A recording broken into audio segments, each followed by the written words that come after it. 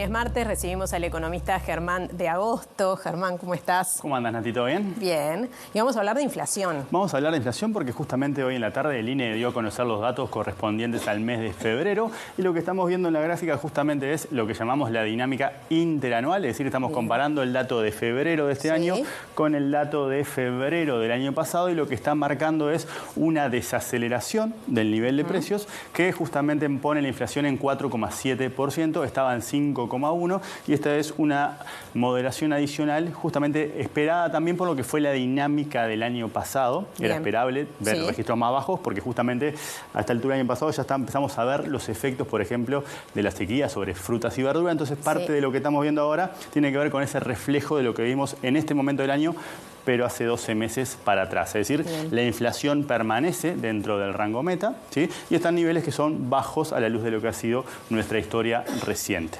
¿Sí? Si nosotros vamos una plaquita más, nos metemos simplemente en algunos destaques que tienen que ver con la dinámica mensual. Ahora vamos a comparar el aumento de los precios entre febrero y enero.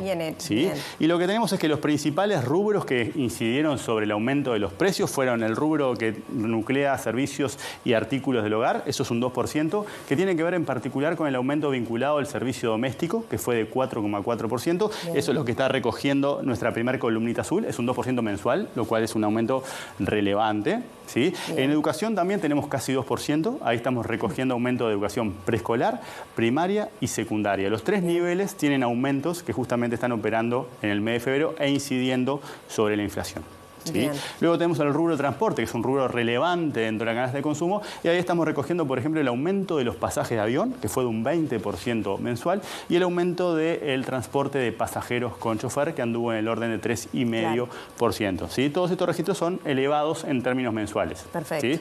Y la categoría central que tenemos en el IPC es la de los alimentos.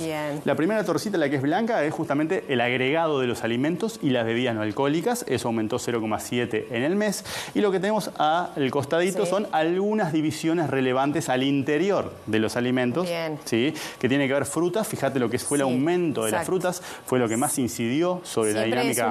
Es un indicador que está tirando para arriba, ¿no? Sí, ¿viste? Y acá tenés, por ejemplo, naranjas 35% mensual, duraznos 25% mensual, es decir, es un dato inusitadamente alto para, de vuelta, la referencia mensual. Eso puede ser un efecto de la sequía también. Y ahí podemos estar viendo un montón de cosas, porque justamente tenés, cuando te metes más adentro todavía, a nivel de cada fruta, de cada ítem que vos tenés ahí, tenés de todo. ¿Sí? En particular, los destaques más importantes son los del durazno, la naranja, pero tenés variaciones con sentido contrario, ¿sí? Y depende mucho de la oferta y la estacionalidad. Por eso siempre esta variable es particular. ¿Sí? En el caso de la carne, que es otro rubro importante en los alimentos, el aumento fue modesto, 0,2%. Y fíjate, en el caso de las verduras, lo que estamos viendo es un retroceso mensual. Por eso te digo, en la canasta de frutas y verduras tenés de todo, porque justamente es una canasta que tiene movimientos muy dispares al interior.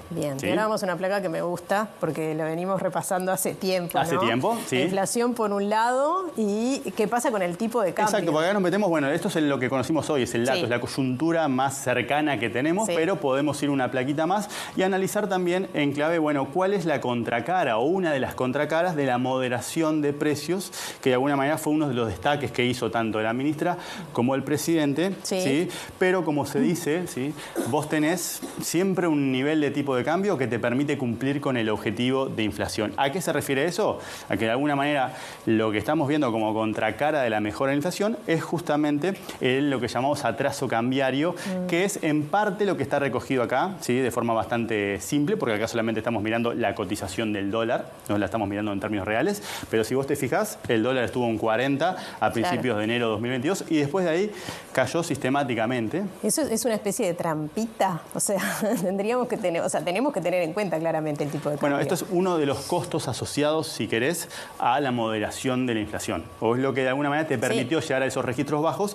Tiene que ver con la situación de que Uruguay se encareció en relación a todos sus socios comerciales y también en torno a sus competidores. Es decir, Uruguay se encareció en torno a todo el universo de economías relevantes y eso naturalmente tiene otros costos asociados a la economía. Por eso cuando se habla de los platitos chinos tenía que ver con el hecho de, bueno, no solamente importa la inflación, dado que nuestra economía es muy particular. ¿Por qué es muy particular? Porque el dólar tiene un papel relevante. Claro, tiene casi el mismo peso que el peso.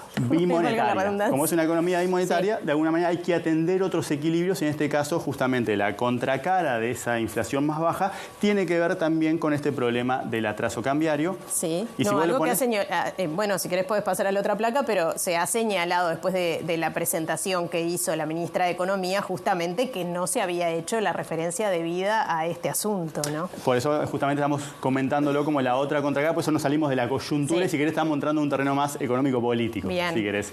Y la otra forma de ver esto tiene que ver con lo que tenemos en la última placa, que es, acordate que la inflación la medimos a partir de una canasta de consumo. Y esa canasta de consumo entra todo. Dijimos hoy pasaje de avión, por ejemplo. Claro. También dijimos duraznos, ¿sí? Todo eso está dentro de la canasta. Entonces, una forma de entender cómo le pega el tipo de cambio a la inflación es agarrando producto por producto y separando. Bueno, este producto, la carne, por ejemplo, ¿le pega o no le pega el tipo de cambio? Sí, a la carne le pega. Claro. Bueno, entonces le llamamos transables. Entonces lo ponemos en una canastita aparte, ¿sí? Pasaje de avión, naturalmente, también afectado por el dólar. Cosas que importamos, afectado por el dólar.